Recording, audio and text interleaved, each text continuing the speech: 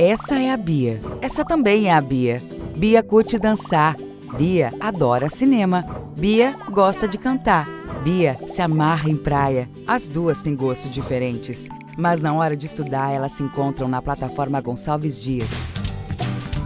Aulas pelo canal do YouTube, dicas pelo Instagram, conteúdos para downloads no site e muito mais. Plataforma Gonçalves Dias. Aprenda onde estiver.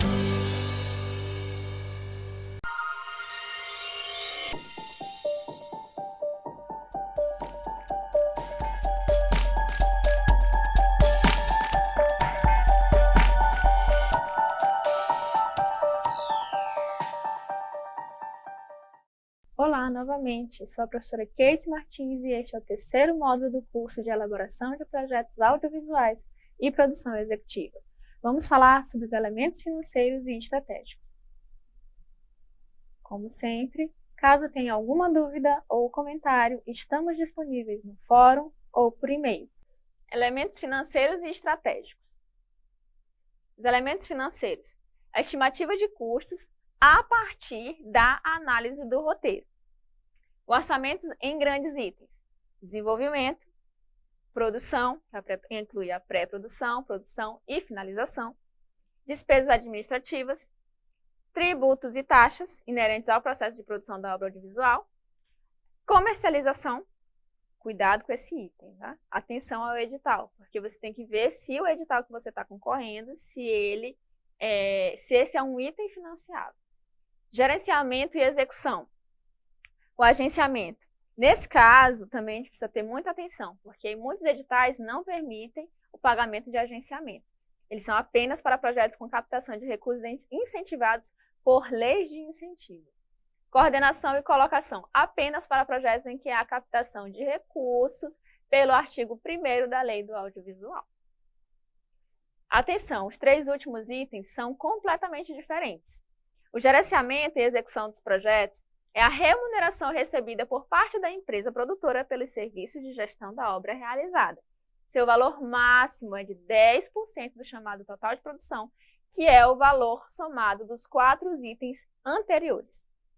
Agenciamento.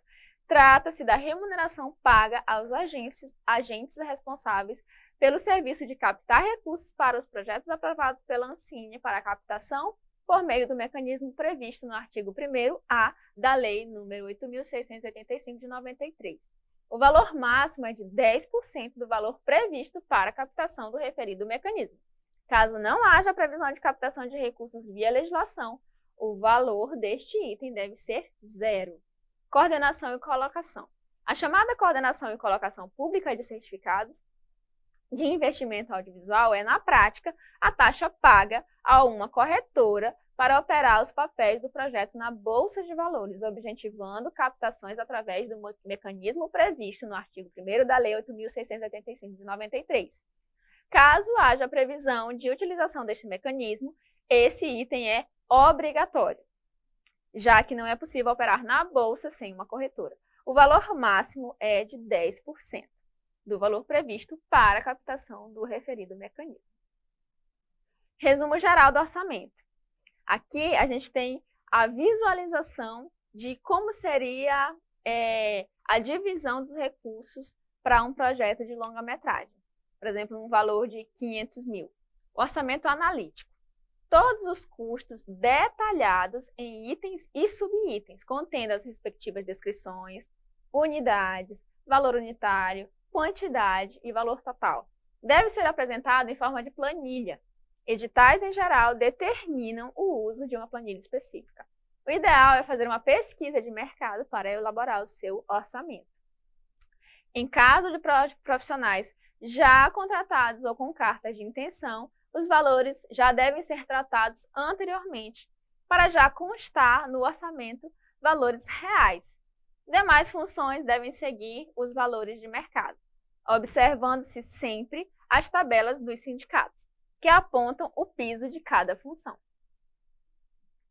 Aqui a gente tem um exemplo de um orçamento analítico, com seus valores unitários e os subtotais, né?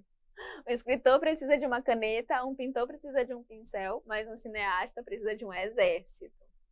Então, montem a sua equipe com carinho. Montem a sua equipe com pessoas profissionais, capacitadas, mas que tenham um amor pelo seu projeto. Porque você precisa de pessoas com você ali para fazer esse projeto dar certo. Para que o projeto chegue à sua conclusão da melhor maneira possível. Cronograma físico. É uma representação gráfica do tempo que será necessário para o cumprimento de cada etapa do projeto, contendo a duração das atividades que serão realizadas. Um exemplo de um cronograma físico, em grandes itens também. Por exemplo, a pré-produção em 3 meses, a produção em 1 mês, a pós-produção em 4 meses, prestação de contas em 1 mês, entrega do objeto e comercialização em 1 mês também. Isso é um exemplo bem generalizado. Cronograma físico-financeiro. Deriva do cronograma físico e do orçamento analítico. Alinha o cronograma do projeto aos custos financeiros da obra, prevendo os desembolsos do início ao término de cada etapa. Esse é um exemplo de cronograma físico-financeiro. Aqui, em cada etapa, vai ser desembolsados pagamentos referentes a cada etapa. Por exemplo, se no meu cronograma eu coloquei que a produção do filme seria em junho, então os pagamentos referentes à produção, as despesas referentes à produção do projeto, elas precisam respeitar esse cronograma que eu previ. Se houver alteração nesse cronograma, eu preciso comunicar a Ancine. Eu não posso pagar, em junho, uma despesa de pós-produção, finalização do projeto, se eu previ no meu cronograma que eu estaria produzindo. Então, a não ser que esteja previsto no meu projeto que a pós-produção vai caminhar junto com a produção e ao mesmo tempo em que forem sendo gravadas, vão ser finalizadas. Isso é uma outra questão. Então, eu preciso comunicar a Ancine dentro do meu projeto, do meu desenho de produção, como que vai se desenvolver e que vai serem executadas essas despesas. Então, aqui seria o cronograma físico-financeiro de execução do projeto. Um plano de financiamento é a composição das fontes de recursos que poderão, pois aqui é uma estimativa, financiar a obra audiovisual. Poderá indicar uma única fonte, muito comum em projetos financiados por editais, ou ser composto pelo somatório de várias fontes distintas. Por exemplo, aqui a grosso modo, seria um plano de financiamento. Se eu vou utilizar um artigo 1º da Lei 8.685/93, se eu vou utilizar o artigo 1º-A, ou se eu vou utilizar o artigo 3º, ou se eu vou usar recursos do Fundo Setorial do Audiovisual, ou se serão de leis estaduais de incentivo, ou leis municipais de incentivo, ou outras fontes, inclusive recursos próprios. Esse é um plano de financiamento que eu preciso identificar de onde está vindo o meu recurso. Observações importantes. Tudo deverá constar no plano de financiamento. Patrocínios não incentivados, contrapartidas e recursos próprios. A depender do edital, seu projeto poderá solicitar ao FSA o valor do orçamento financiável total, ou seja, ter aquela como uma única fonte de recursos do plano de financiamento. Isso é muito comum em projetos de baixo orçamento. Elementos estratégicos. Composição de receitas, que são as participações do RLP, plano de difusão e distribuição, previsão de receitas, currículo da produtora, currículo de equipe, currículo da distribuidora, em alguns casos. Composição de receitas. É a discriminação das participações sobre a receita líquida do produtor, RLP. Aqui, você precisa detalhar os percentuais destinados a cada participante das receitas. Quem tem participações nas receitas do filme. Autor, produtor, coprodutor, distribuidor, etc. Indicando em qual segmento de mercado, território de distribuição e tempo. Aqui é um exemplo de como discriminar uma composição de receitas. Mais ou menos uma tabela que você prevê, é uma previsão do que poderia acontecer com o seu projeto. Plano de difusão e distribuição. É o plano de comercialização e marketing da obra. Deverá apontar o modo de distribuição, a exploração dos diversos segmentos de mercado, os territórios e os prazos contratuais de cada segmento. Previsão de receitas. É a estimativa de valores do retorno financeiro da obra em cada segmento de mercado. Deve ser elaborado a partir do estudo de obras similares, especialmente através de dados do Observatório do Cinema Brasileiro. Olá! A professora Casey acabou de explicar para vocês os elementos financeiros e os elementos estratégicos. E nós vamos aproveitar para falar um pouquinho mais desses elementos estratégicos que são tão importantes para o projeto. Por exemplo, o plano de difusão e distribuição. Como que a gente vai fazer esse plano? Bem, nós temos explicado desde o módulo 1 que todas as informações que vocês irão buscar para trazer mais coerência para o projeto, elas vão ser colhidas aonde? Lá no site do IBGE, no OCA. O OCA, especialmente, ele possui informações ano a ano de todos os filmes que foram realizados no Brasil, com bilheteria, número de salas, etc. Então, vão ser essas informações que vocês vão ter que buscar para fazer o plano de vocês. Não tem como inventar a roda aqui. Então, você vai ter que primeiro conhecer o seu projeto. Qual é a sua obra? Sua obra é uma comédia? É um longa-metragem? Quem é o seu público-alvo? No momento que você tiver muita consciência de como é a sua obra, do público a que ela se destina, você vai poder pesquisar obras similares. Você pega, procura, é uma comédia? Eu tenho que entender como as comédias no Brasil se comportaram, como foi a distribuição delas, quais os públicos que elas conseguiram. Sempre observando similitudes com a sua obra e as obras que você está se baseando para tirar esses dados.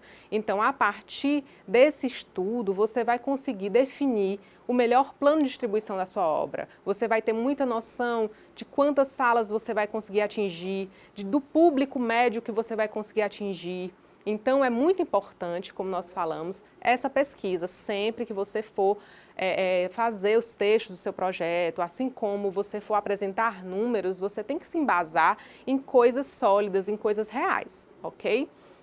Além desse plano de difusão e distribuição, nós temos também as previsões de receita, que elas, de igual forma, elas precisam que você tenha conhecimento do seu projeto, você precisa entender que projeto é esse seu e aonde ele vai chegar. É óbvio, como falei, que você vai precisar conhecer outras obras no Brasil similares à sua e entender o que elas conseguiram, qual foi o período que elas foram distribuídas, elas rodaram por quantas salas de cinema, elas conseguiram um público médio de qual número. Então, a partir desse estudo, você também vai poder fazer sua previsão de receitas em todos os segmentos, porque lá no OCA não tem apenas bilheteria de cinema. Lá existem dados de todos os segmentos, VOD, TV paga, TV aberta. Você vai poder fazer essa pesquisa e na sua previsão de receitas você vai poder detalhar cada um desses segmentos. Desde o antigo VHS, né, distribuição ainda em locadoras, ainda tem lá DVD, tudo, que hoje em dia muita gente nem produz mais DVDs, mas ainda existe essa previsão, até o mais novo, que é o VOD. Então, você vai pegar todas essas informações e vai poder fazer sua previsão de receitas com mais coerência, porque você sempre tem que lembrar que quem for ler o seu projeto, nesses editais, os jurados, os técnicos, os analistas, eles têm muito conhecimento de mercado, não são pessoas leigas. E se você tentar inflar algum número ou mesmo tentar vender uma obra muito hermética, muito artística, como uma obra muito comercial, você vai estar, na verdade, perdendo pontos, porque a pessoa que vai avaliar, ela tem muita noção de qual é o seu público e que público que você pode atingir. Então, o segredo é sempre pesquisar e não tentar inflar, tentar chegar ao máximo da proximidade do que seria o real da sua obra, ok?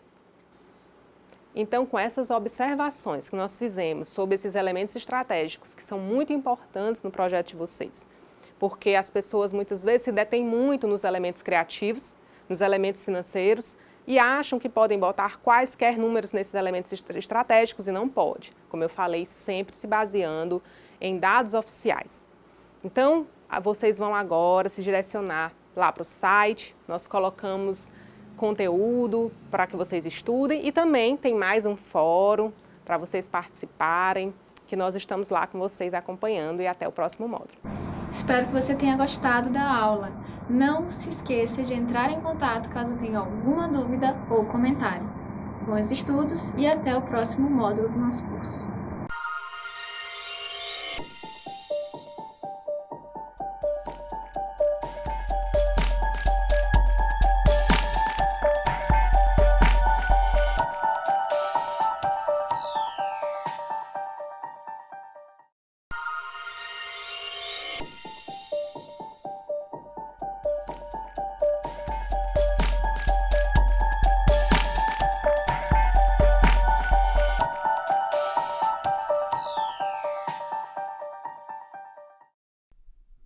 Olá novamente, sou a professora Casey Martins e este é o 4º módulo do curso de Elaboração de Projetos Audiovisuais e Produção Executiva. Vamos falar sobre fontes de financiamento e plano de distribuição. Como sempre, caso tenha alguma dúvida ou comentário, estamos disponíveis no fórum ou por e-mail. Plano de retorno institucional é a previsão de retorno de difusão de marca dos investidores da obra audiovisual. Nesse plano, você deverá indicar os meios de comunicação ou peças gráficas em que a marca do investidor será veiculada, apontando, se possível, o número e a frequência dessas inserções. Plano de retorno institucional. Aqui você vai pensar pré-estreias, exclusiva para o patrocinador, convites para a pré-estreia oficial, inserção do produto no filme ou na série, inserção de cartelas com a logo do patrocinador, visita do elenco e equipe à empresa, inserção da logo do patrocinador nos cartazes e outras peças gráficas, e etc. Tudo isso pode ser um plano de retorno institucional para os seus possíveis patrocinadores e patrocinadoras. E tudo isso precisa estar alinhado com as diretrizes do Regulamento Geral do Prodave, do Manual de Prestação de Contas da Ancine para casos de recursos financiados, para casos de projetos financiados com recursos do FSA, do Fundo Setorial do Audiovisual. Elementos de comercialização. Visão de comunicabilidade. Esse texto é uma soma de vários textos anteriores. Logline, mais a motivação, mais o público-alvo, descrevendo como pretende atingir esse público pretendido. Janelas de exibição, mais número potencial de espectadores, mais apresentar os patrocinadores e apoiadores. Lembrando que, para delinear o público-alvo e para se chegar a um número potencial de espectadores, será necessário acessar os dados do OCA e do IBGE. Não se pode inventar dados, você precisa fundamentar tudo que defende no seu projeto. O Observatório Brasileiro do Cinema e do Audiovisual, OCA, criado em dezembro de 2008, tem por objetivo a difusão de dados e informações qualificadas produzidas pela Agência Nacional do Cinema, Ancine. Dessa forma, sua atuação encontra-se em consonância com o objetivo estratégico da Ancine, de aprimorar a geração e disseminação de conhecimento do setor. O recolhimento de dados é resultado direto do trabalho de fomento, regulação e fiscalização da Ancine. As informações são fornecidas pelos próprios agentes de mercado com base nas respectivas obrigações legais consolidadas pelas diferentes áreas da agência e disponibilizadas à sociedade pelo OCA. O site está dividido em 9 seções principais, sendo a primeira delas o mercado audiovisual brasileiro, dedicada aos indicadores gerais relacionados à atividade audiovisual no Brasil nos últimos anos. Em seguida, a seção Diretório de Obras Brasileiras, onde é possível pesquisar informações sobre as obras audiovisuais nacionais registradas na Ancine. As seções Cinemas, Televisão, Outras Mídias e Recursos Públicos apresentam os dados referentes aos diferentes segmentos do audiovisual, originados de fontes primárias e secundárias. O usuário dispõe de dados compilados na forma de planilhas e gráficos e ainda no formato de publicações, com análise como informes e estudos. A página de publicações engloba os trabalhos elaborados a partir da análise sobre o mercado audiovisual, como estudos, informes, anuário estatístico, dentre outros. Já os painéis interativos permitem aos usuários filtrar e personalizar a informação de acordo com seus interesses. O Instituto Brasileiro de Geografia e Estatística, o IBGE, se constitui no principal provedor de dados e informações do país, que atende às necessidades dos mais diversos segmentos da sociedade civil, bem como dos órgãos das esferas governamentais federais, estadual e municipal.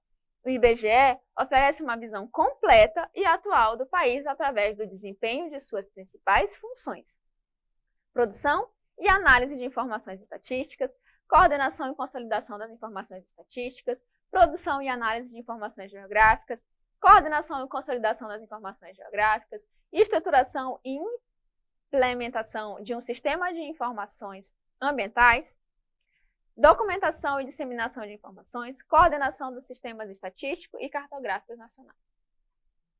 Elementos de comercialização. Folheto de comercialização. É uma peça gráfica de venda que irá apresentar de forma sucinta e sedutora o seu projeto para possíveis investidores, coprodutores, apoiadores, etc.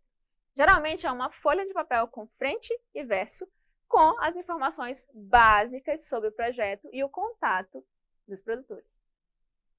Esse aqui é um exemplo de um folheto. No caso, o Náudio Urano, que é produzido pela Lumifilmes. Além de tudo que foi explanado nesses 4 módulos, o que é importante saber para propor projetos? Projetos de documentário não precisam trazer o roteiro, basta uma estrutura. Projetos de ficção precisam descrever os cenários e locações. Projetos de animação precisam apresentar todo o universo, conceitos de personagens, conceitos de cenários, storyboard, concepção visual e arte conceitual. Para memorizar. Ficção, você vai colocar os cenários e as locações. Na animação, você vai criar todo o universo, concept, storyboard, concepção visual e arte conceitual, enfim. Tudo isso são formas de você trazer visualidade para o seu projeto. O que é importante também para você propor projetos. Estudar os editais no site do BRDE, do FSA, o regulamento geral do Prodave, as instruções normativas, o tutorial de acesso a sistemas no site do BRDE, o FSA, necessidade de autorizações, sessões, licenças, registros e etc. Isso desde a sua inscrição. O que é e o que faz a Ancine? A Agência Nacional do Cinema é uma agência reguladora que tem como atribuições o fomento, a regulação e a fiscalização do mercado do cinema e do audiovisual no Brasil. É uma autarquia especial vinculada ao Ministério do Turismo, com sede e foro no Distrito Federal, escritório central no Rio de Janeiro. A Ancine é administrada por uma diretoria colegiada aprovada pelo Senado e composta por um diretor-presidente e 3 diretores, todos com mandatos fixos, aos quais se subordinam 5 superintendências: análise de mercado, desenvolvimento econômico, fiscalização, fomento e registro, além das secretarias de políticas regulatórias, de gestão interna e de políticas de financiamento.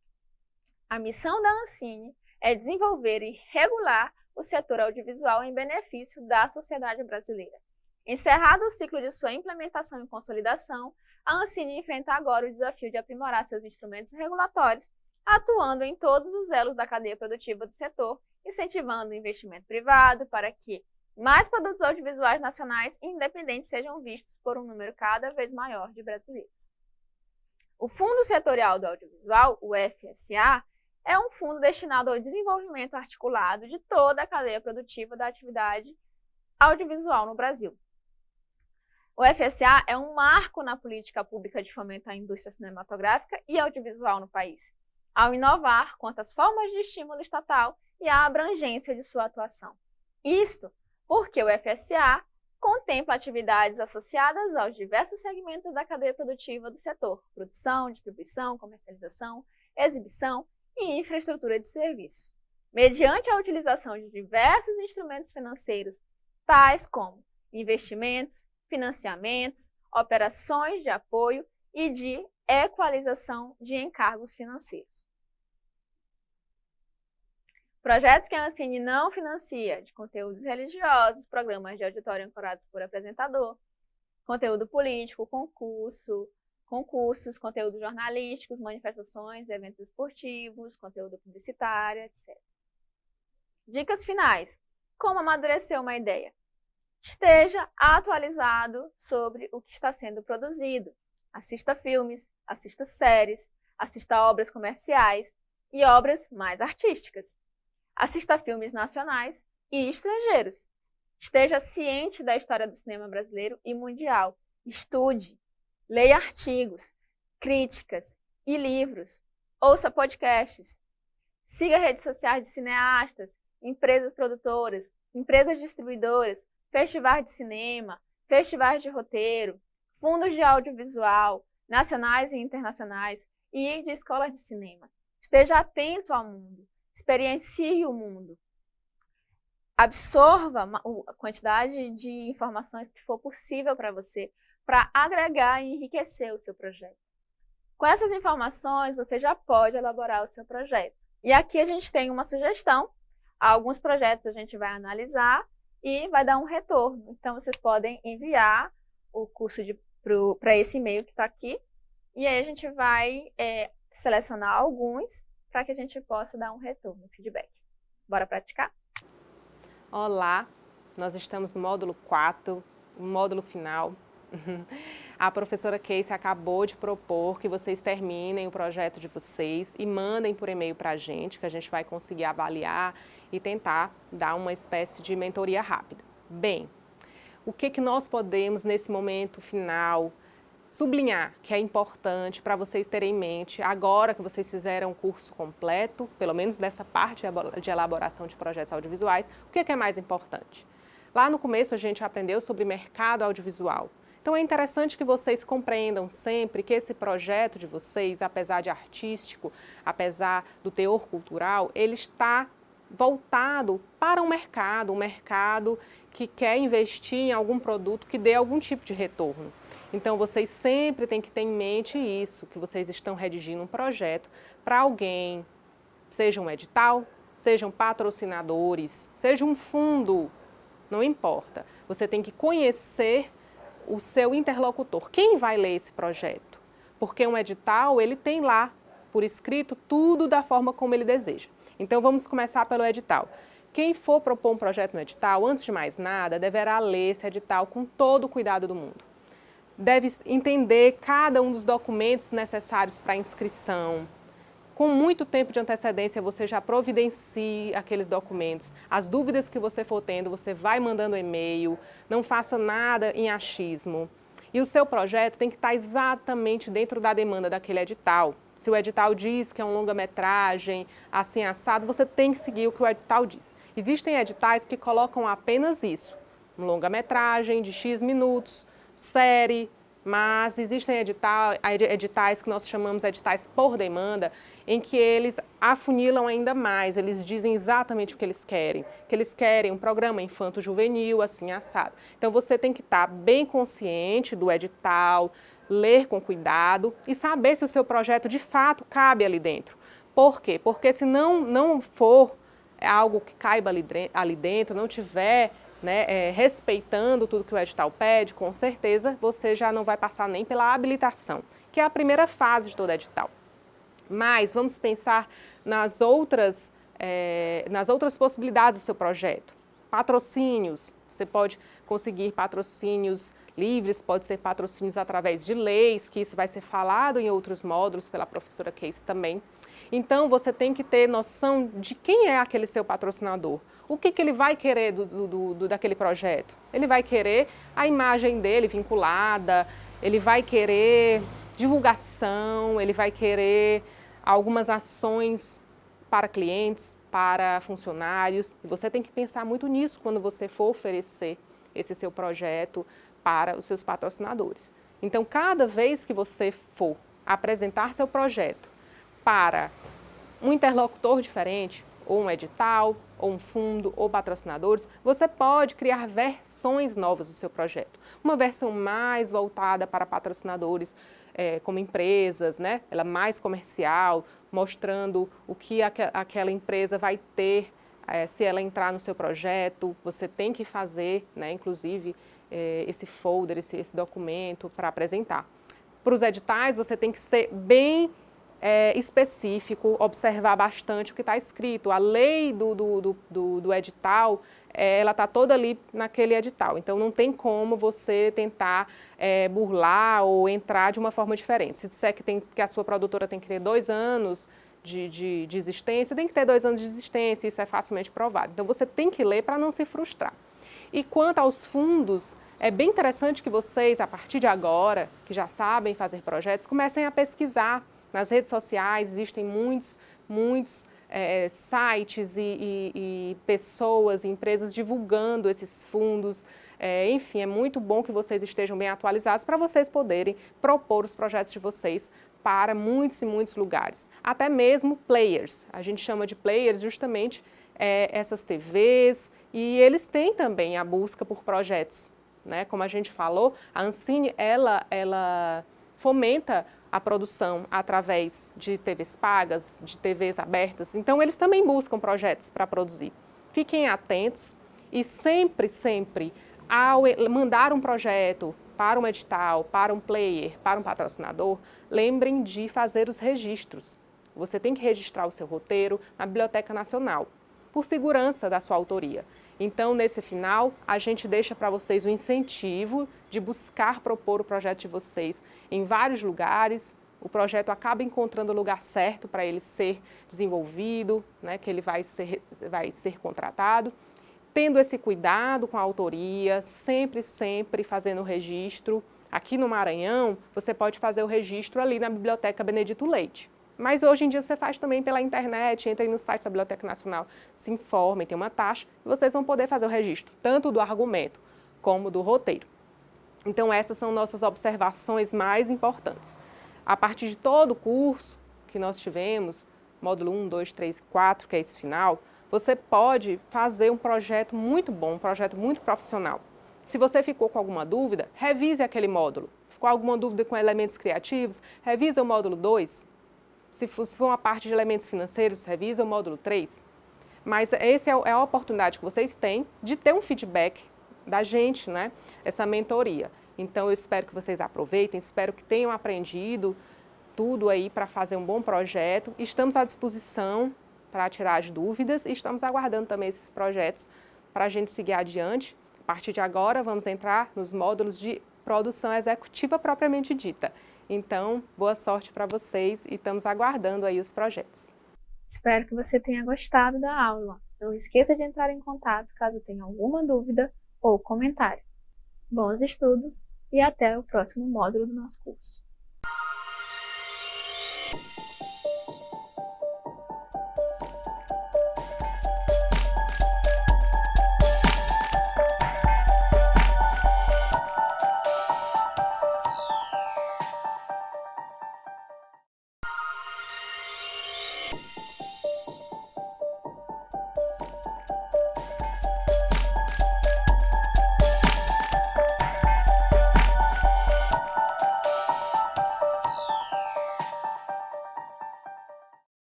Bem-vindo ao 5º módulo do curso de Elaboração de Projetos Audiovisuais e Produção Executiva. Eu sou a professora Casey Martins e vou te acompanhar neste módulo sobre produção executiva em projetos audiovisuais apoiados pelo FSA Ancine. Caso tenha alguma dúvida ou comentário, estamos disponíveis no fórum ou por e-mail. O nosso tema é produção executiva em projetos audiovisuais apoiados pelo FSA e pela Ancine. Logo depois que a gente consegue aprovar um projeto, com recursos oriundos do FSA, da Ancine ou de alguma lei de incentivo, a gente precisa pensar a produção executiva do projeto. Então, aí a gente começa com uma pergunta: por que eu devo prestar contas desse recurso, desse dinheiro que eu consegui para o meu projeto? Não é somente por uma questão de ética. O dever de prestar contas é uma necessidade legal, ou seja, você responde legalmente por toda a execução financeira que você fizer com esse recurso. Então, portanto, a produção executiva ela tem a responsabilidade de executar corretamente os recursos recebidos e prestar contas do projeto audiovisual, seguindo as devidas orientações legais. Está previsto em lei. Essa também é uma obrigatoriedade do proponente do projeto de estar atento à legislação. No parágrafo único do artigo 70 da Constituição Federal, abre aspas, prestará contas qualquer pessoa física ou jurídica, pública ou privada, que utilize, arrecade, guarde, gerencie ou administre dinheiros, bens e valores públicos ou pelas quais a União responda ou que, em nome desta, assuma obrigações de natureza pecuniária. Ou seja, qualquer recurso oriundo de editais, concursos públicos, leis de incentivo, todos esses recursos, eles necessariamente precisam ter um parâmetro dentro da legislação para serem executados. Além da Constituição, existe um decreto-lei, número 200/67, que nesse contexto insere a obrigatoriedade de prestar contas. No artigo 93, quem quer que utilize dinheiros públicos terá de justificar seu bom e regular emprego na conformidade das leis, regulamentos e normas emanadas das autoridades administrativas competentes. Ou seja, na prestação de contas, é preciso estar atento à legislação vigente na Receita Federal, na legislação estadual e, por vezes, na legislação municipal. Então, é importante que a gente esteja atento a toda a conformidade das leis. Então, onde buscar informações corretas para prestar contas? Para o caso de projetos audiovisuais financiados com recursos públicos e de competência da Ancine, ou seja, que vem oriundo do FSA, do Fundo Setorial do Audiovisual, e através do BRDE e da Ancine, a proponente ela deve orientar-se através da Instrução Normativa de Prestação de Contas, número 150, que essa é até hoje é a última instrução normativa da Ancine, a mais atualizada, o Regulamento Geral do Prodave, e o Manual de Prestação de Contas da Ancine. Com essas três normativas, a gente vai ter todos os parâmetros legais e orientações para a gente executar corretamente os recursos.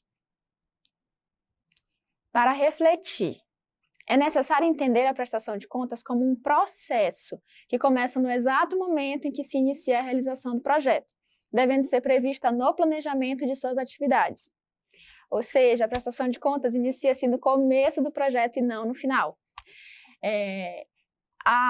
Existe um hábito que ele é muito nocivo para a prestação de contas, que é a proponente pensar em como vai prestar contas, como emitir as notas fiscais só no final do projeto.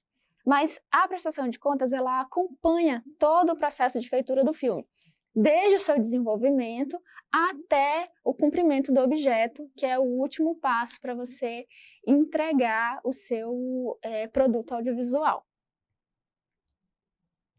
Quais são as responsabilidades da empresa proponente do projeto? Então, dentre as responsabilidades da empresa proponente, primeiro é contratar pessoas capacitadas.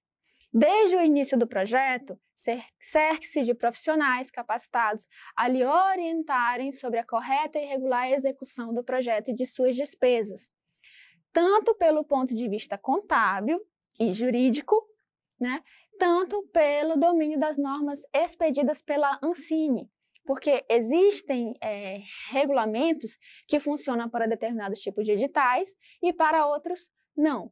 Então, é preciso estar atento se isso é permitido pelas normas da Ancine, se isso está dentro do processo jurídico e se está dentro do processo contábil. Outras responsabilidades. Os pagamentos só devem ser efetuados mediante seus respectivos comprovantes fiscais, conforme as formalidades previstas nos artigos 9 a 19 da Instrução Normativa número 150 de 2019. Qualquer pagamento que você for fazer com recursos financiados, você precisa que exista um comprovante fiscal correspondente àquela despesa. Não existe a possibilidade de você fazer um pagamento a um servidor, a um prestador de serviço, a uma compra, qualquer tipo de gasto. Você não pode fazer sem que haja um comprovante fiscal correspondente. Outras responsabilidades. Problemas que influenciam ou conduzam a mudanças nos parâmetros técnicos ou financeiros do projeto devem ser registrados no momento de sua ocorrência e comunicados à Ancine, a fim de evitar erros que só serão identificados posteriormente à análise da prestação de contas. Nesses casos, por exemplo, se você tem uma produção que ela tinha no seu desenho de produção que você ia fazer somente numa localidade, por exemplo, em São Luís, e você, por questões alheias ao projeto, você precisou fazer uma viagem para gravar em uma outra cidade, esse tipo de mudança ele precisa ser comunicado à Ancine para que haja uma correta identificação desse problema e uma orientação da Ancine para que haja uma prestação de contas que esteja alinhada ao desenho de produção. Porque se você coloca que você vai fazer os gastos só na cidade de São Luís e de repente na sua prestação de contas aparecem notas fiscais de outra cidade, então isso configura como uma irregularidade. Que não precisa ser, você não precisa ser responsabilizado por isso, então é sempre importante que você comunique à Ancine antes de proceder com a produção. Realizar a leitura atenta do Manual de Prestação de Contas, que está disponível no site da Ancine, antes e durante a execução do projeto, para que a elaboração e a apresentação da prestação de contas se tornem mais exatas e criteriosas, evitando retrabalhos e inconsistências e despesas glosadas. Ou seja, a prestação de contas, ela vai acompanhando o desenho de produção, ela vai acompanhando a direção de produção e também o encaminhamento da direção do projeto. Eles estão o tempo inteiro trabalhando juntos para que haja uma coerência e coesão no projeto. Porque a prestação de contas, ela é a parte material, é a parte física que você vai identificar como aquele projeto foi executado. Então, pelo desenho da produção executiva, é que a gente entende como que esse projeto ele foi executado. Guarde adequadamente todos os documentos fiscais do projeto, incluindo comunicações trocadas com a Ancine, sobre quaisquer alterações técnicas ou financeiras na execução do projeto. Isso é muito importante. Tenha uma correta forma de guardar os documentos, porque, por exemplo, o cupom fiscal, ele é feito de um material que ele, com o tempo, ele acaba apagando. Então, é muito importante que você guarde ele de uma maneira correta para que os dados da sua nota fiscal elas não se percam. Notas rasuradas, notas que estão apagadas, elas vão ser glosadas. Sugestões. Visite regularmente o sítio eletrônico da Ancine em busca da atualização das informações referentes à prestação de contas e disponibilização de novos formulários e manuais. Isso é algo recorrente na Ancine.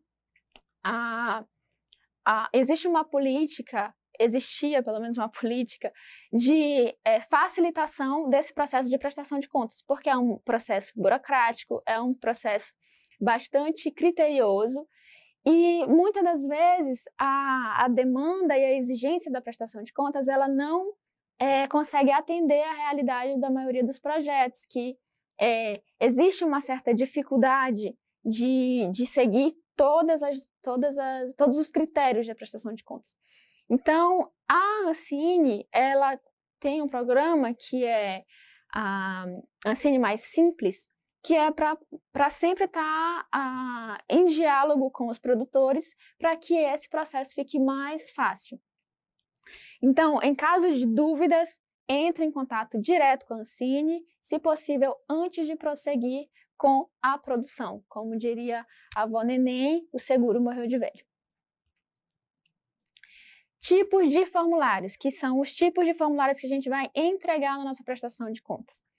Primeiro é o demonstrativo do extrato da conta corrente. Então, a partir do momento que o dinheiro ele cai na sua conta, então você já começa a ter uma movimentação dentro dessa conta, e conforme esse dinheiro for saindo, você precisa começar a registrar. Então, esta planilha ela possibilita o registro dos créditos e débitos das contas correntes utilizadas pelo projeto, em conformidade com os lançamentos dos extratos bancários correspondentes. A segunda planilha é o demonstrativo orçamentário e financeiro. Nesta planilha, você tem a possibilidade de comparar, né, os valores do orçamento aprovado pela Ancine e os valores efetivamente captados pelo projeto em cada fonte de recurso. Permite também a comparação entre o orçamento analítico aprovado junto à Ancine e o orçamento efetivamente executado pelo projeto. Ou seja, se você colocou com seu item de despesas de produção e você colocou, digamos, por exemplo, R$10.000, se você gastou 9.550, então essa planilha ela precisa conter todas essas notas fiscais de que você gastou esse recurso, e aí a gente vai poder ver quantos por cento do que você previu você executou, ou se aconteceu o inverso, por exemplo, se você orçou 10.000 e você gastou 20.000 ou 15.000, então isso é para que haja um balanço dentro do seu orçamento. Por que essa planilha lá é importante? Porque dentro do seu orçamento que você previu, você não pode exceder mais de 20% do seu orçamento, relocando recursos sem comunicar a Ancine. Até 20% desse orçamento total, você consegue relocar sem precisar comunicar a Ancine. Mas quando passa de 20%, então a gente precisa ter um controle. Portanto, essa planilha você precisa estar controlando ela para você passar todas as porcentagens de cada item que você orçou. E ainda continuando com os tipos de formulário, a gente tem a relação de pagamentos. Esta planilha demonstra o detalhamento de todas as despesas realizadas durante a execução do projeto, em conciliação com o demonstrativo do extrato da respectiva conta corrente, por cada fonte de recurso, e é utilizada para a confecção do demonstrativo orçamentário e financeiro. Essa relação de pagamentos, ali você vai identificar quem foi pago pelo quê. Então, ali a gente vai identificar se foi pago uma pessoa física, se foi pago uma pessoa jurídica, a gente vai identificar o CNPJ, para que seja conferido se esse CNPJ, se essa empresa é uma pessoa idônea. O que é uma pessoa idônea? É se o CNAE, as atividades que essa empresa tem listado no seu cartão de CNPJ, se ele corresponde à atividade que está sendo paga. Por exemplo, uma empresa de supermercado, ela não pode ser paga por um serviço de direção de produção, a não ser que ela tenha dentro dos KNAIs, das atividades que ela desenvolve, que tenha um KNAI correspondente a esse serviço. Da mesma maneira, uma produtora, ela não pode ser paga como uma vendedora de alimentos, se ela não tiver esse KNAI correspondente a esse serviço.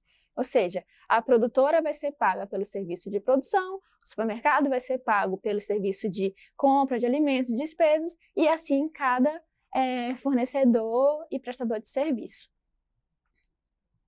Sugestões. Preencha os formulários periodicamente. Crie uma regularidade na atualização das informações, conforme forem enviados os extratos bancários e efetuados os pagamentos. Inclua as informações de movimentação financeira da conta do projeto para as devidas planilhas. Isso exige muita disciplina, exige paciência e muita calma. porque são muitas informações e quanto mais a gente se apressa em fazer as coisas, menos esmero, menos cuidado a gente vai ter com as informações que estão sendo fornecidas. Então, a gente precisa fazer uma checagem desse material, de todas essas informações, para que tudo esteja coerente e que você não tenha problemas de prestação de contas lá na frente do projeto. Como diz a avó Teresa, afobado come cru e ainda passa mal.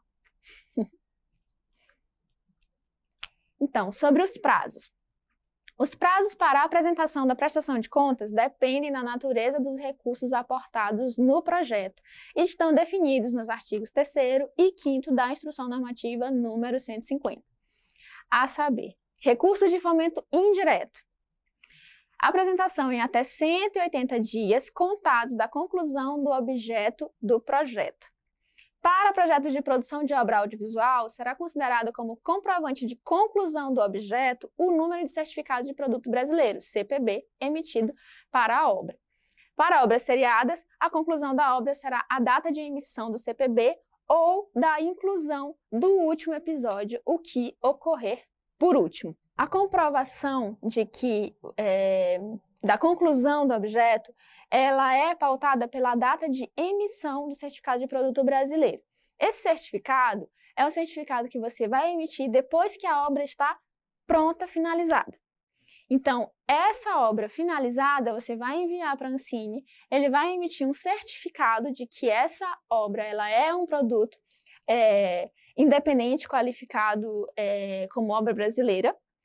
E isso, se ela se enquadrar dentro desse aspecto, e aí você recebe o CPB, e a partir disso, você tem 180 dias para apresentar a prestação de contas do projeto. No caso de obras seriadas, a gente pode emitir o certificado de produto brasileiro a partir do primeiro episódio, e aí a gente já pode contar, ou se for uma obra que ela tem uma periodicidade, se ela tem segundas temporadas, então, dependendo da natureza do projeto, existem algumas outras formas de você negociar esses prazos. Esses prazos, existe um tipo de prazo para cada tipo de obra. Então, você pode emitir o CPB com o primeiro episódio ou com o último que ocorrer, com o último episódio, o que acontecer e ocorrer por último. Recurso de fomento direto em geral, inclusive em FSA, Fundo Setorial do Audiovisual. A apresentação da prestação de contas no prazo determinado nos termos dos regramentos válidos para o projeto, termo de concessão ou contrato de investimento. Lembre-se, para o FSA, o início da contagem do prazo para a prestação de contas ocorre após a emissão do CPB, Certificado de Produto Brasileiro. Então, se a sua prestação de contas, se a entrega do produto final do projeto já está com os prazos no limite, então é importante que vocês estejam atentos para a emissão do CPB e já começar a iniciar os processos de emissão do certificado, porque ele tem um tempo para ser emitido.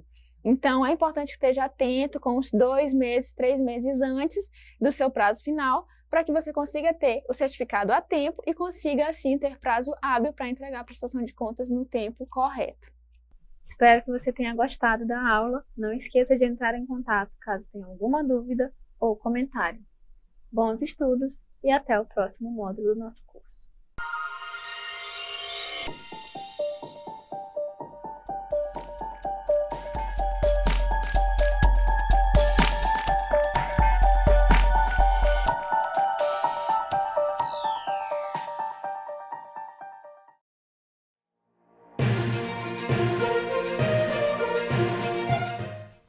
Seja bem-vindo ao Maranhão Profissionalizado, a plataforma online do governo do estado do Maranhão. Hoje em dia, todos nós fomos impostos a um novo desafio. Portanto, o ensino online não é apenas mais uma opção ou um complemento. Na verdade, é uma obrigação a que todos nós, educadores, temos que aprender. Eu sou Marcos Freire e serei seu mediador nessa nova jornada. Segundo estudo da Fundação Getúlio Vargas, hoje no Brasil nós temos 420 milhões de dispositivos, que se dividem entre smartphone, computadores e tablets. Isso dá uma média de 2 dispositivos digitais por habitante. É natural que hoje todos saibam usar redes sociais, como Instagram, WhatsApp, Facebook, Twitter. Porém, o ensino online tem seus próprios desafios, seus próprios métodos. E é importante que o professor, de forma organizada, crie uma metodologia para aplicar. É natural que surjam muitas dúvidas para o professor que quer ensinar online, como, por exemplo, que conexão tem que ter para eu conseguir formular um bom vídeo, postar uma atividade, qual as ferramentas eu posso usar, existem ferramentas gratuitas, como é que eu crio uma videoconferência. E a partir daqui, nesse curso, a gente vai dividir, a gente vai conhecer essas diversas plataformas. É um curso bem prático, de forma bem objetiva. Nós vamos ver, por exemplo, como fazer uma conferência no Google Hangouts. Nós vamos ver como, por exemplo, usar algumas ferramentas para aferir frequência dos alunos, certo? Vamos trabalhar como mensurar resultados, vamos ver como trabalhar com fóruns, com quiz. Nós vamos trabalhar como complemento também algumas redes sociais, como usar o Instagram, o WhatsApp, como ferramentas de auxílio, né, nessas plataformas. Nós vamos ver as vantagens do curso online, que é, por exemplo, romper fronteiras. Você pode ministrar essas aulas de onde você estiver, o ambiente é mais dinâmico. Nós vamos dividir esse curso em 8 módulos. A cada módulo nós vamos ver uma ferramenta diferente, certo? E o objetivo desse curso é ele ser bem prático. A cada término de módulo, a ideia é que você já saiba praticar e já possa aplicar com seus alunos. Espero que seja proveitosa a nossa experiência. Se tiver com alguma dúvida, não deixe de entrar em contato através do fórum. Bons estudos e boa prática.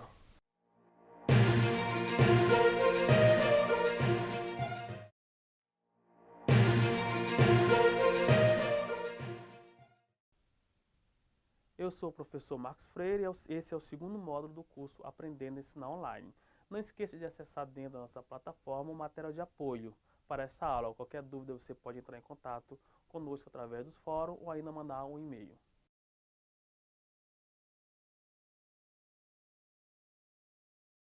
O Google Classroom é uma ferramenta gratuita, tá? Que ajuda os professores a organizar as tarefas num ambiente colaborativo para melhorar a comunicação. Então é uma ferramenta que você tem à disposição para trabalhar o ensino online, tá? Tanto para trabalhar somente o ensino online, tá? Você pode ter um curso somente online, mas também funciona como ferramenta para você complementar o ensino presencial, ok? A ideia, o objetivo do Google Classroom é tornar um ambiente mais produtivo, colaborativo e relevante. É uma ferramenta simples, de fácil uso, que vai ajudar os professores a gerenciar as atividades. Os professores podem criar turma, distribuir tarefa, dar notas, enviar feedbacks e tudo isso em uma única plataforma, tudo isso concentrado em um único lugar, tá ok? A ideia do Google Classroom é justamente que a gente vai ser o foco desse curso, é tornar a disponibilidade desse ensino online, tá? Onde professores e alunos vão poder fazer essa colaboração. O professor pode enviar uma atividade avaliativa, o aluno recebe um e-mail, é notificado no aplicativo, a gente vai abordar o aplicativo também, vai abordar o envio de e-mail, o envio de atividade, criar turma, tudo isso vai ser abordado neste curso, tá? Uma das coisas básicas que o Google Classroom trabalha é com a ideia de turmas, tá? Aqui nós vemos aqui a ideia de turmas aqui dentro do Google Classroom, que simula muito bem um ambiente real presencial. Turma 101, turma 102, turma 103, tá? Vamos falar aqui sobre duas abordagens básicas na criação de turma, que podem variar de acordo com a logística aplicada na escola, tá? Uma primeira abordagem é essa que eu já mostro aqui para vocês, tá? Onde as turmas do Google Sala de Aula, elas simulam as turmas físicas na escola. Então, para cada turma na escola, eu vou ter uma turma virtual no Google Sala de Aula. Por isso eu botei aí turma 101, 102, 103, 104, 201, 202, tá? Cada turma simulando de fato uma turma que existe fisicamente na minha escola, tá? É uma abordagem apropriada para turmas de ensino médio, fundamental, médio técnico, médio regular, tá? Esse tipo de abordagem, eu criar uma turma específica para cada turma que existe fisicamente na minha sala de aula. Uma segunda abordagem, tá? É eu criar as turmas já colocando o componente, a disciplina, Por exemplo, 101 português, 101 física, 101 matemática, 101 inglês e fazer a mesma coisa para as outras turmas. 102 matemática, 102 química, 102 física. Qual é a melhor? Aí vai depender muito da logística da sua escola. Eu recomendo aquela primeira abordagem lá, essa aqui, onde eu tenho as primeiras turmas para ensino fundamental e médio, tá? Porque eu tenho muitos componentes. Então pode ser complicado gerenciar a quantidade de turma que vai se multiplicar pela quantidade de componentes. Porque para cada turma ela vai se multiplicar por quantos componentes existem naquela turma. 101 física, 101 português, 101 matemática e por aí vai. A mesma coisa para 102, a mesma coisa para 103 e a mesma coisa para cada turma. Então pode ficar complicado gerenciar isso. Pode ficar complicado também para o aluno. Ele está em várias turmas ao mesmo tempo. Tá? Nessa primeira abordagem, onde eu tenho uma turma correspondente, né, a cada turma física que eu tenho na minha escola, né, dentro dessas turmas eu tenho tópicos, tá? Esses tópicos que na verdade, né, são os meus componentes. No Google Sala de Aula eu não tenho essa ideia de componentes, então a gente abstrai isso através de tópicos que corresponde aos meus componentes, as minhas disciplinas: física, português, matemática, química. Ok? Então é uma maneira interessante de trabalhar, onde eu crio apenas uma turma e cada turma dentro eu posso disponibilizar atividades, aula dividida em tópicos, que são as minhas disciplinas, tá? E aí eu consigo simular, né, no ambiente virtual o que acontece no mundo real, no mundo presencial, onde eu tenho a turma e uma turma tem as várias disciplinas, tá? Nessa segunda abordagem, onde cada turma eu já estou especificando a disciplina, pode ser útil, por exemplo, para curso preparatório, cursos profissionalizantes, onde eu tenho poucas disciplinas ou poucos componentes, tá? Então pode ser útil. De repente eu crio uma turma e já boto específico lá o componente a ser trabalhado, tá?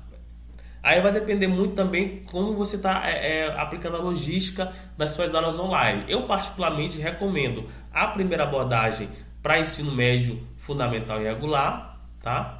E a segunda abordagem para cursos mais profissionalizantes ou cursos preparatórios, tá? E você também pode mesclar as duas. De repente eu crio as turmas aqui 101, 102, 103, tá? E para algumas disciplinas específicas eu posso criar uma turma específica, por exemplo, 101 Enem, certo? Então eu separo todas os tópicos de Enem, relacionado ao Enem, numa turma específica. 101 Enem, 101 intensivão, certo? 101 laboratório, tá? Você pode fazer isso, você pode criar as turmas que correspondem às suas turmas físicas na sua escola, mas hora e outra para um componente específico você cria uma turma específica, tá? 101 laboratório de química, por exemplo, 101 aulão Enem, certo? E as demais disciplinas da BNCC são trabalhadas dentro de uma turma através de tópicos.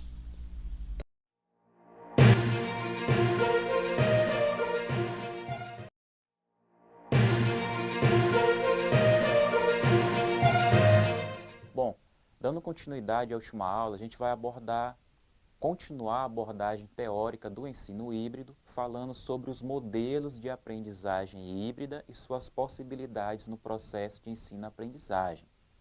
A organização dos modelos de ensino híbrido aborda formas de encaminhamento das aulas em que as tecnologias digitais podem ser inseridas de forma integrada ao currículo e, portanto, não são consideradas como um fim em si mesmo, mas têm um papel essencial no processo, principalmente em relação à personalização do ensino. Observe esta figura. As propostas de ensino híbrido organizam-se de acordo com o que vamos observar nela agora. Modelo de rotação. Nesse modelo, os estudantes revezam as atividades realizadas de acordo com o horário fixo ou de acordo com a orientação do professor. As tarefas podem envolver discussões em grupo, com ou sem a presença do docente. Podem envolver também atividades escritas, leituras e necessariamente uma atividade online. Nesse modelo, há as seguintes propostas, são subpropostas desse modelo de rotação. Existe a rotação por estações, nela os estudantes são organizados em grupos e cada um desses grupos realiza uma tarefa de acordo com os objetivos do professor para a aula em questão. O planejamento desse tipo de atividade não é sequencial e as atividades realizadas nos grupos são, de certa forma, independentes, mas funcionam de forma integrada para que, ao final da aula, todos tenham tido a oportunidade de ter acesso aos mesmos conteúdos. Laboratório rotacional. Nesse modelo, os estudantes usam o espaço da sala de aula e laboratórios. O modelo de laboratório rotacional começa com a sala de aula tradicional, em seguida adiciona uma rotação para um computador ou laboratório de ensino. Os laboratórios rotacionais frequentemente aumentam a eficiência operacional e facilitam o aprendizado mais personalizado, mas não substitui o foco nas ações convencionais que ocorrem em sala de aula. Esse modelo não rompe com o ensino considerado tradicional, mas usa o ensino online como uma ação sustentada para atender melhor às necessidades do estudante. Sala de aula invertida.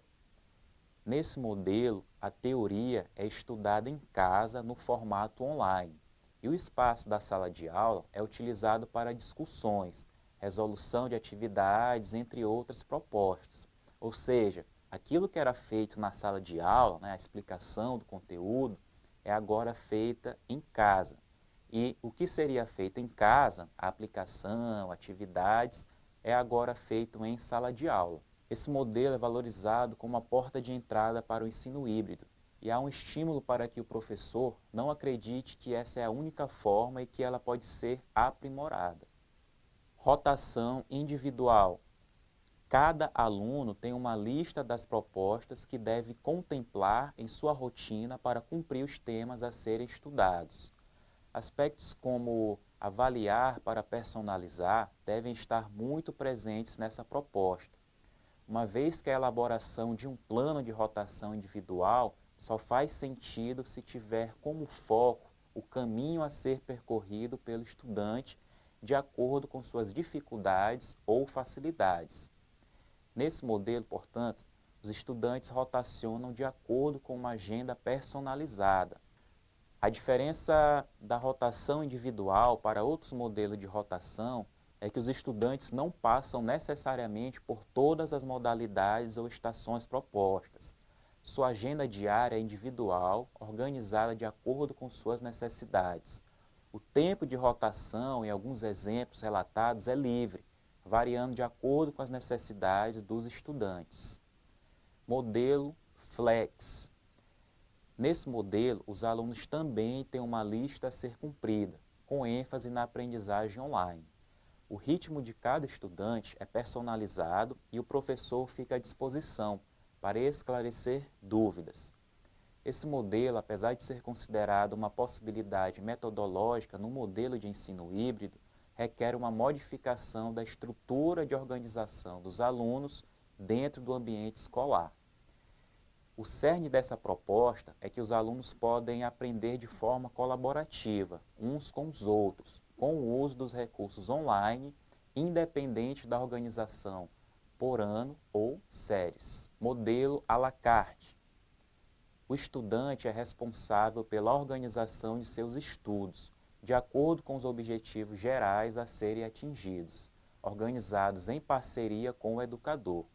A aprendizagem, que pode ocorrer no momento e local mais adequados, é personalizada. Nessa abordagem, pelo menos uma disciplina é feita inteiramente online, apesar do suporte e organização compartilhada com o professor. A parte online pode ocorrer na escola, em casa ou em outros locais. Modelo virtual enriquecido. Trata-se de uma experiência realizada por toda a escola, em que, em cada curso, os alunos dividem seu tempo entre a aprendizagem online e a presencial. Os alunos podem se apresentar presencialmente, na escola apenas uma vez por semana.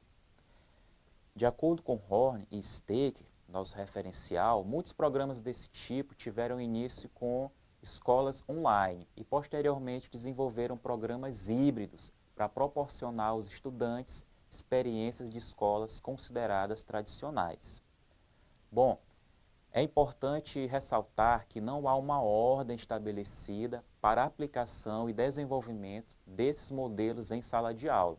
E não há também hierarquia entre eles. Alguns professores utilizam essas metodologias de forma integrada, propondo uma atividade de sala de aula invertida para a realização, na aula seguinte, de um modelo rotação por estações. Os autores apresentam as propostas híbridas como concepções possíveis para o uso da tecnologia dentro da cultura contemporânea escolar, uma vez que não é necessário abandonar o que se conhece até o momento para promover a inserção de novas tecnologias em sala de aula regular, aproveitando o melhor dos dois mundos, online e presencial. Assim, a aprendizagem não está restrita às aulas do dia ou da semana, não está também restrita às paredes da sala de aula, não está restrita ainda à metodologia do professor, não está restrita ao ritmo da sala de aula. Há possibilidades de personalizar o ensino por meio da utilização de diferentes recursos didáticos. Bom, esse suporte teórico que vimos é de fundamental importância, visto que nossa prática pedagógica, uma vez que pretende conciliar o uso das formas online e presencial de educação, deve estar embasada, teoricamente fundamentada. Eu espero que esse aporte teórico tenha despertado seu interesse em aprofundar um pouco mais os conhecimentos aqui abordados, mas nós não paramos por aqui. Se possível, reveja esta aula, registre suas inquietações e me encontre no ambiente virtual de aprendizagem nas outras ferramentas de interação, fóruns, tira dúvidas, materiais complementares e demais atividades. Nos próximos módulos do nosso curso será a hora de pôr a mão na massa, Nós vamos praticar, vamos abordar e dialogar sobre os papéis de estudantes, gestores e professores dentro do ensino híbrido, apresentando algumas ferramentas úteis às suas respectivas funções dentro desse processo. Espero vê-los nos próximos vídeos e, claro, mais uma vez reforçando, acesse todo o nosso material que já está disponível em nossa plataforma virtual de aprendizagem. Lá, além de vídeos, desses vídeos que você está vendo, você poderá navegar por materiais auxiliares, textos complementares, links, tutoriais, baixar programas e ainda interagir comigo e demais colegas, tirando dúvidas em fóruns de discussão. Bons estudos e nos vemos na nossa próxima aula.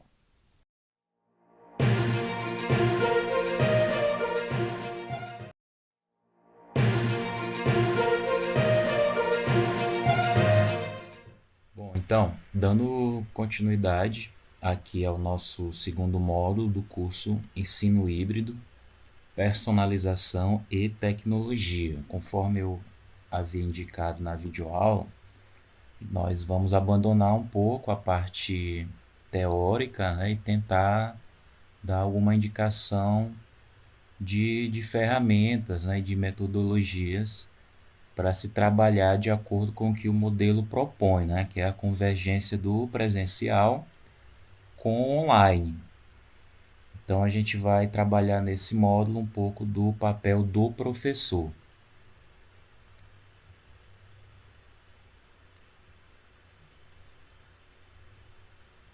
Bom, no ensino híbrido, o papel do professor ele é um papel de mudança de foco e mudança de direção.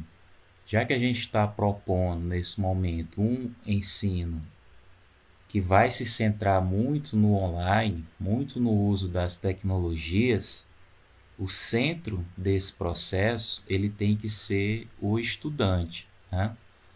Então, o foco da atenção do aluno ela vai se dar no sentido de desenvolver um autoaprendizado, que a gente chama de autoinstrucionalidade.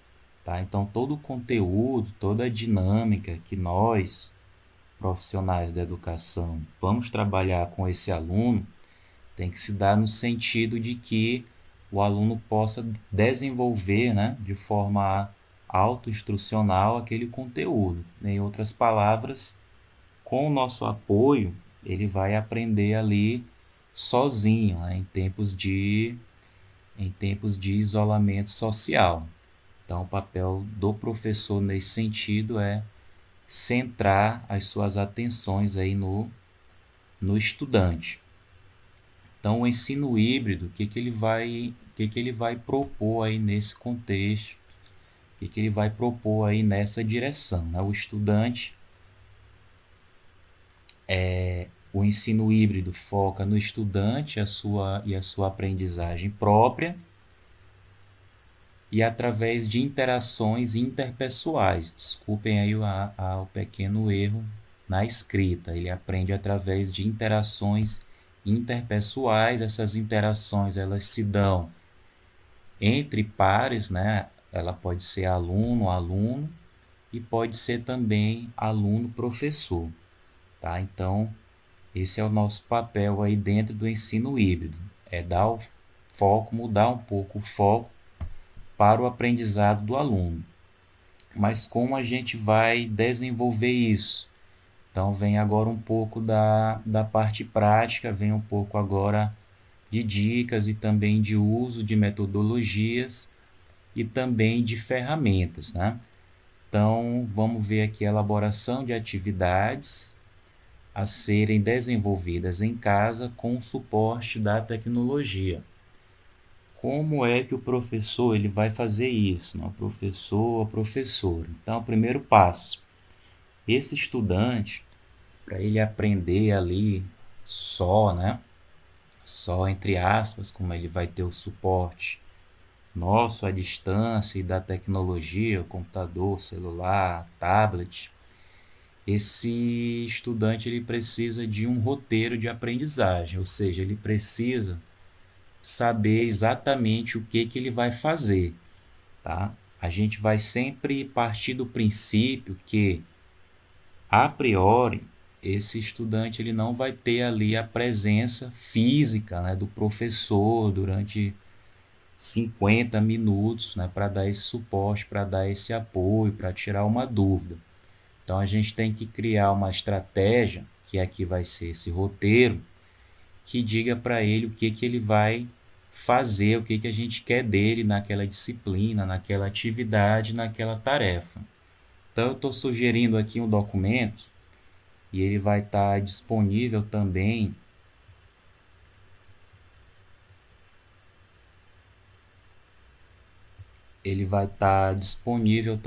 na nossa aba de material complementar, que é um roteiro simples, é um documento feito num editor de texto e ele vai servir de roteiro de aprendizagem. Lembrando que não é um plano de ensino, muito menos é um plano de aula.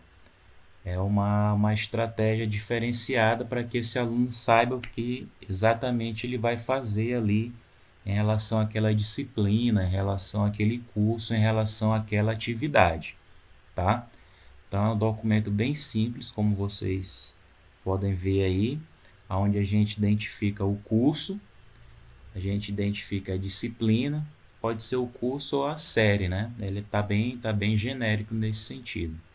A disciplina, a unidade de aprendizagem, né? O título, que é basicamente o conteúdo, né? Dentro do curso ou da disciplina, qual conteúdo vai estar sendo ministrado ali. Aí o professor ele precisa definir os objetivos da aprendizagem, né? Coloquei aqui como modelo, aí você preenche de acordo com o curso, com a disciplina, com o seu objetivo.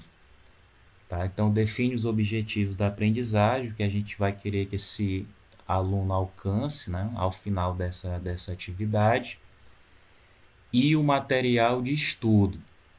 Se existir um livro base, como um livro didático, se existir, né, esse livro didático, ele vai ser o material base da disciplina. Se eu uso um livro didático, eu tenho que indicar e ser específico qual módulo, qual capítulo, qual a página ou qual a parte do texto ali a ser estudado.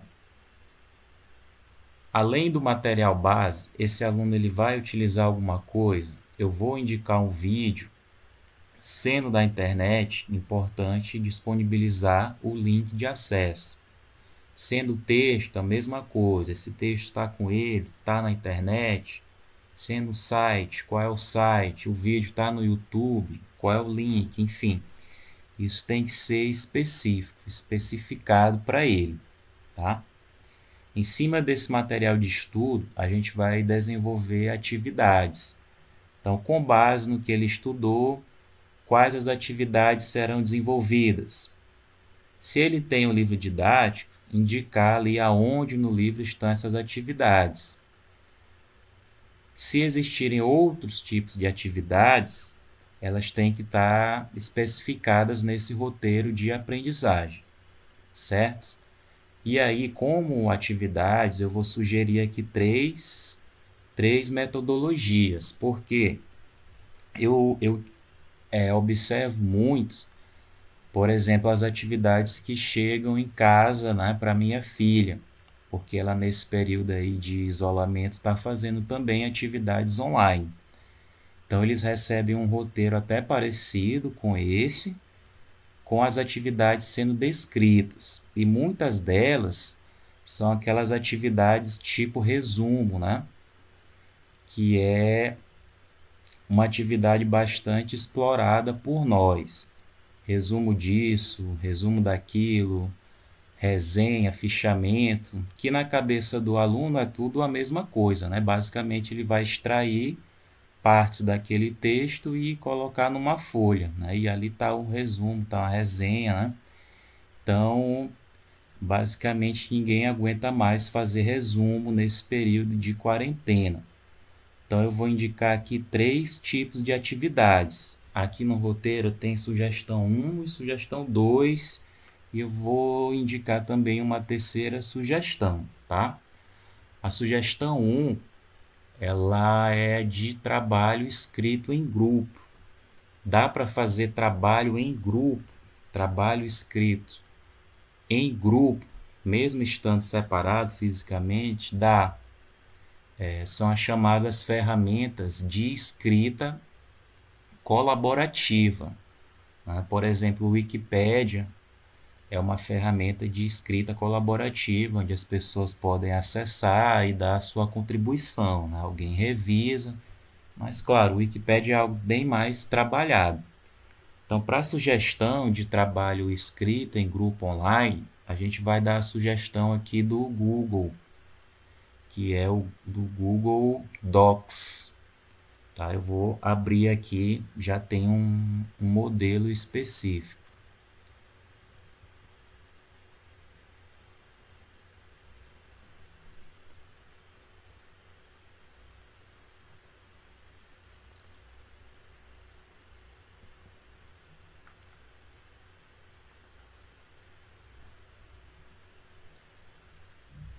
Bom, aqui é o Google Docs, está na minha conta, né? Todo mundo que tem um Gmail tem uma conta no Drive e tem acesso também ao Google Docs, que basicamente simula um editor de texto online.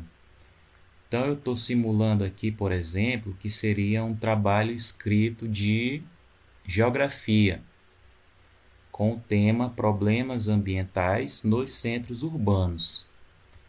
Então, por ser online, eu posso compartilhar esse documento com outros editores. Então, eu posso estar fazendo um trabalho em grupo, né, onde os alunos, claro, vão se organizar, né, e dividir as suas contribuições. Então, aqui tem um exemplo de um trabalho escrito de geografia, com o tema, né, Problemas ambientais nos centros urbanos. Então, tem uma rápida introdução e tem os tópicos. Aí, cada estudante ele pode estar contribuindo com um tópico. Estudante X fala um pouco sobre a poluição do ar. Então, coloca aqui o texto, coloca a referência. Outro estudante, poluição das águas, outro, ilha de calor, outro, inversão térmica.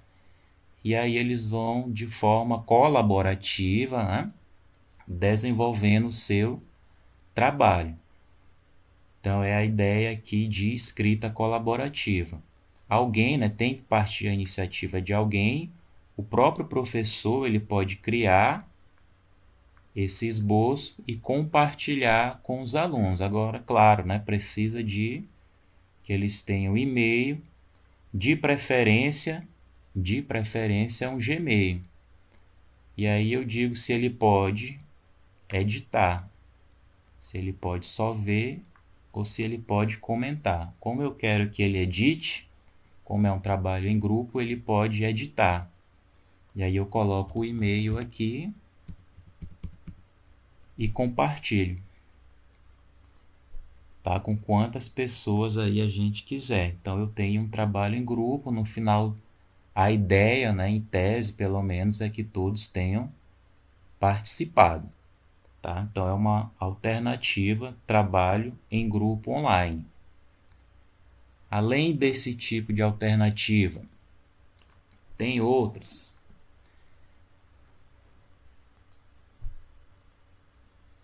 Eu coloquei aqui como sugestão de atividade a exploração de mapas mentais, que muitos professores utilizam hoje, né? Utilizam na atualidade o mapa conceitual ou o mapa mental, tá? Muitos alunos, né, fazem no caderno, colorem, são bem criativos nesse sentido. Mas além da opção de fazer manualmente, tem a opção também de fazer via aplicativo. E aí eu vou sugerir um que ele é do próprio Windows, tá? Muitos computadores utilizam na atualidade o Windows, né? Então eu dei essa sugestão que pode ser adquirida na própria loja do Windows, o Windows Store. É gratuito, eu já baixei aqui, deixei disponibilizado, é essa ferramenta aqui.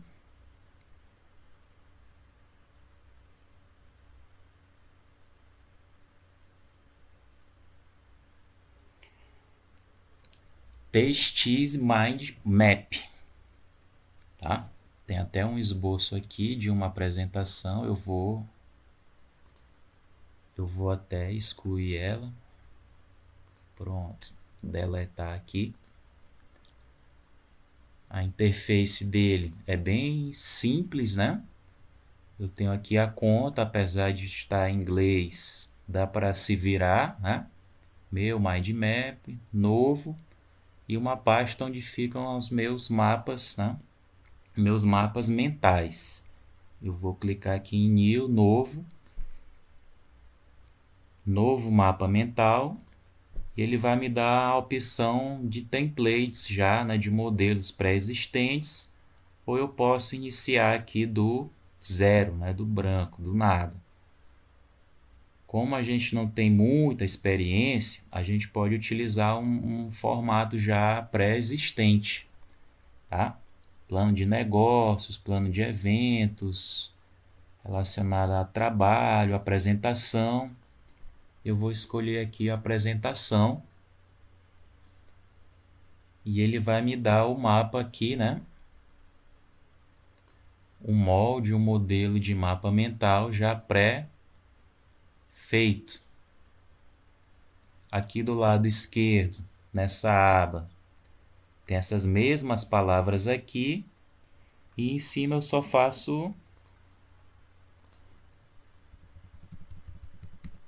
vou editando. Por exemplo, eu estou criando um mapa mental sobre ensino híbrido.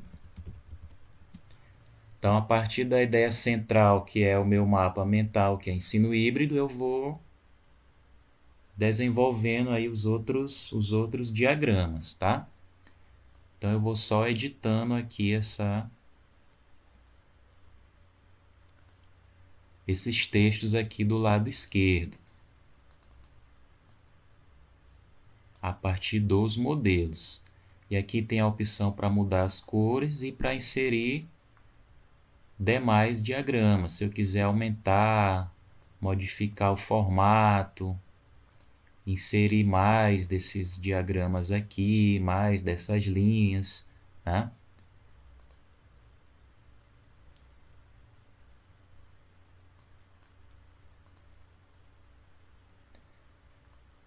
terminado de construir o mapa mental, eu vou finalizar ele. Eu vou finalizar e exportar. Exportar significa gerar, né? Salvar e gerar um documento a partir desse mapa. Geralmente é um arquivo de imagem, um arquivo ou PNG ou JPG.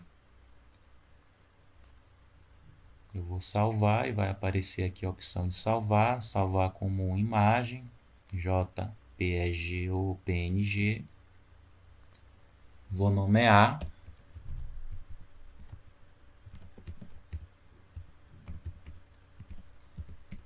Vou fazer a nomeação dele aqui e salvar.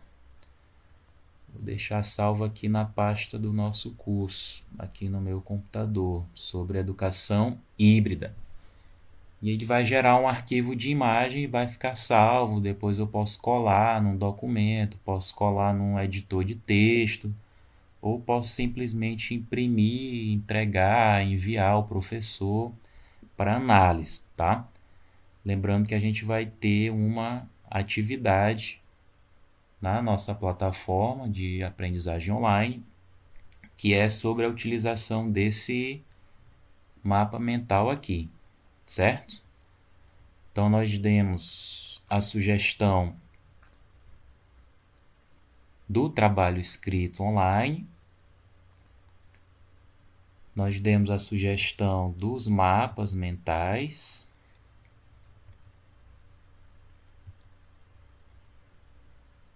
e por último, vou dar a sugestão aqui da criação de nuvem de palavras. Não sei se vocês já viram, também é uma ferramenta bem interessante que ajuda o estudante a entender o conteúdo a partir da definição de palavras-chave. Tá? Ele estuda um determinado conteúdo, aquela matéria, aquela disciplina, e ele vai elencando palavras, elencando verbetes que vão ajudar ele no entendimento geral daquele conteúdo, daquela disciplina. Tá? Para fazer a nuvem de palavras, tem várias ferramentas, tem vários aplicativos, mas também tem sites, dá para fazer online. É até uma forma mais adequada utilizar ferramentas na internet sem a necessidade de baixar programas. Então, a gente vai deixar aqui como sugestão para fazer a nuvem de palavras esse site aqui.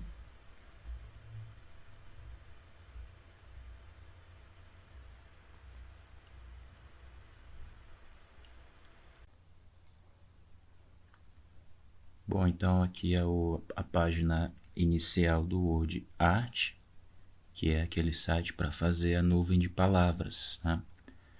Eu posso fazer aqui o login, logando com o Facebook, com o Google e com o Twitter. No meu caso aqui eu já fiz o login com o Google, com a minha conta, já fui redirecionado aqui para a página.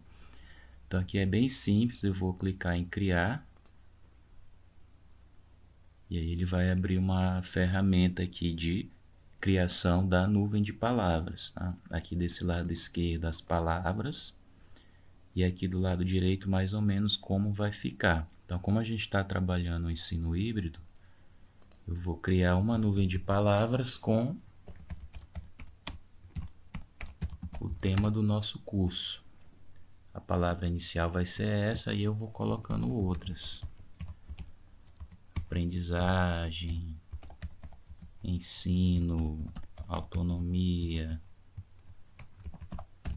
estudante, internet. Posso colocar aí quantas palavras eu quiser. A gente vai ficar só nessas. Posso personalizar o tamanho das palavras, as cores e a fonte, entre outras personalizações. E vou clicar aqui em visualizar para visualizar como é que ela vai ficar, né? Pronta. Então tá aqui. Posso editar, posso voltar e posso salvar. tem a opção aqui de imprimir.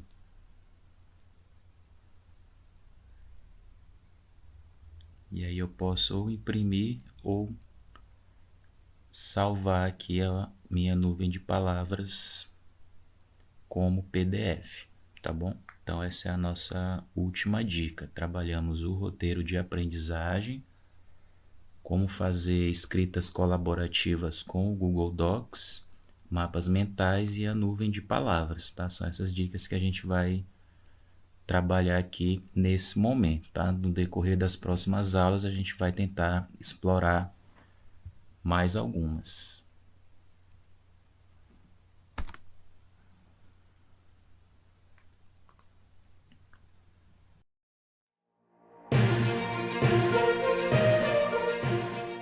Essa é a Bia. Essa também é a Bia.